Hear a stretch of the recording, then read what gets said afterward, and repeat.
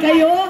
Alam po ninyo, napakatagal ko nang nais bumalik dito at tunay na tunay, maraming salamat kay Yorme Isko. Ay, naku talaga naman sa ating Vice Mayor Chi Atienza at ang babalik na Congressman Amado Bagat Singh. Lahat ng mga konsehal, andito tayo. Tuwang-tuwa po ako pagkat, eto nga, andito tayo. Alam po ninyo ng bata ako, ang Maynila, hindi kapital ng Maynila, ng Pilipinas. Talagang dekadang inantay. Bagay na ikinasama ng loob ng nanay ko na pinanganak dito. Ganon din yung tatay ko. Sabi niya, paano nangyari na hindi Maynila ang kapital ng Pilipinas? Yan ang pinagmamalaki natin sa buong mundo. Nagdanak ang dugo noong panahon ng Hapon para ipaglaban ang Maynila. At ang Maynila ay may natatanging pamayanan ng pagkakaisa, ng katapangan, ng utang na loob. Kaya noong 1976 po, matapos ang halos 3 dekada, na ibalik sa Maynila ang kapital ng ating bansa. Tama lang!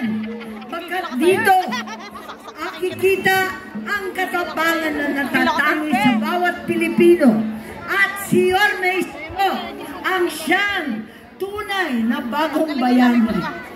Pinaglaban at linabanan ang kahirapan at nagsumikap. Naglaban at linabanan ang kamangmahan at nag-aral ng puspusan. Linabanan ng katiwalian at nagtagumpay. Tunay nga na siya ay tunay na batang Maynila. Tuwan-tuwa po akong makapiling kayo pagkakalam po natin na itong tapang, itong kikisama ng Maynila ang siyang dadalhin ko muli sa Senado para sa inyong lahat. Hango ng Maynila ang ating nakasaysayang lutso.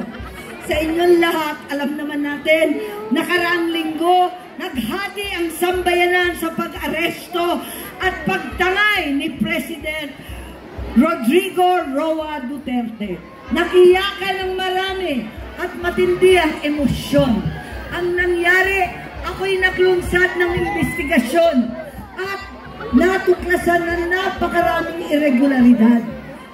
Hindi ko na kinaya na sumama sa alyansa ng administrasyon. Kaya naghanda na po ako. Mga kampanya akong mag-isa, pinto-pinto, kamay-kamay, tao-tao. Pero dito sa Maynila, yinakap ako ng inyong mga konsehal, ng ating kongresista, higit sa lahat, ni Vice Mayor Chi at ni Mayor Isko. Maraming salamat. At talaga naman, tatanawin ko ito habang buhay.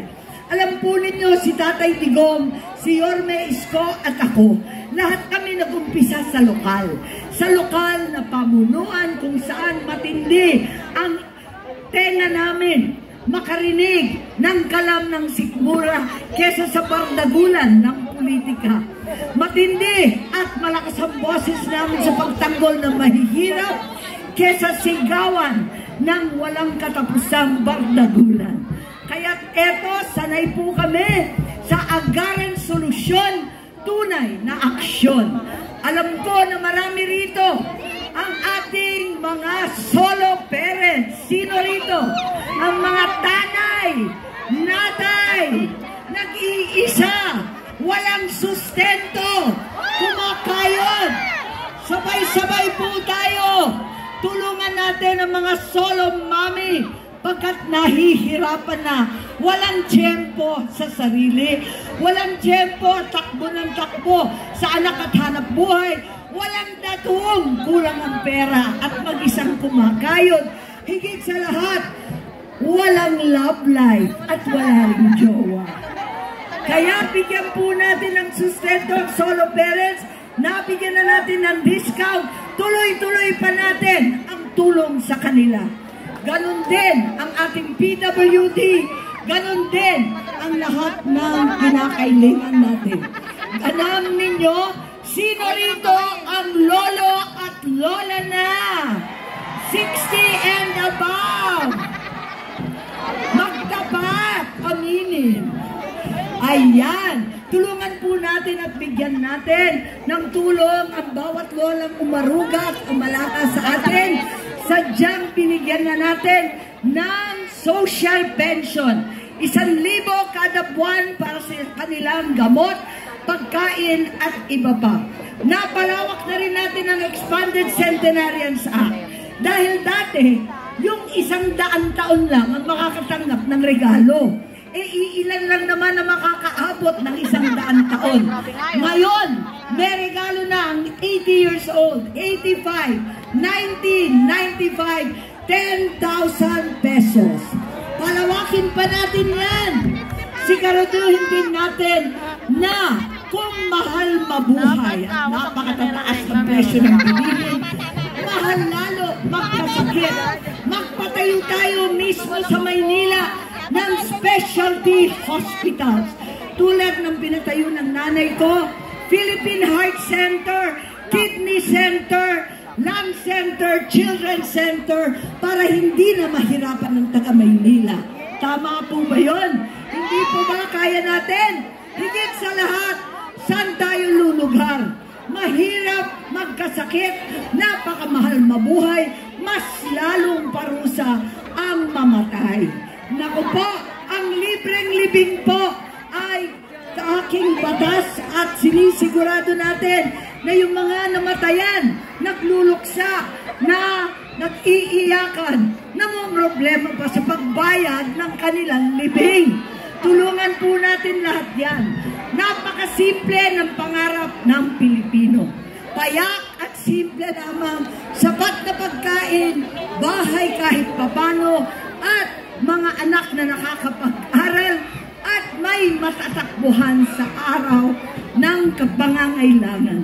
Tunay nga, etong pangarap na ito, deserve natin sa Maynila, deserve natin sa City Hall, the service mula sa Senado. Sa inyong lahat, sulit senador po, 39 pesos only.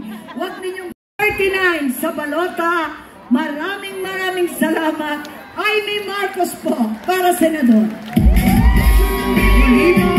Maraming salamat po. At huwag naman po natin kalilimutan i-shade ang number 39 para sa ating puting senadora, Amy Marcos.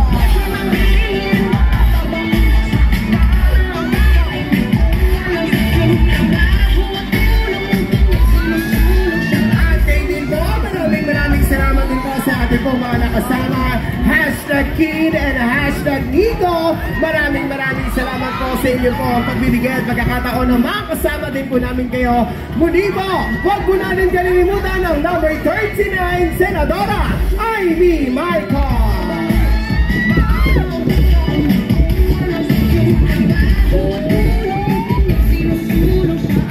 Ayan, at bago po natin tawagin ang ating pong susunod na tagapagsalita, ang pasasalamat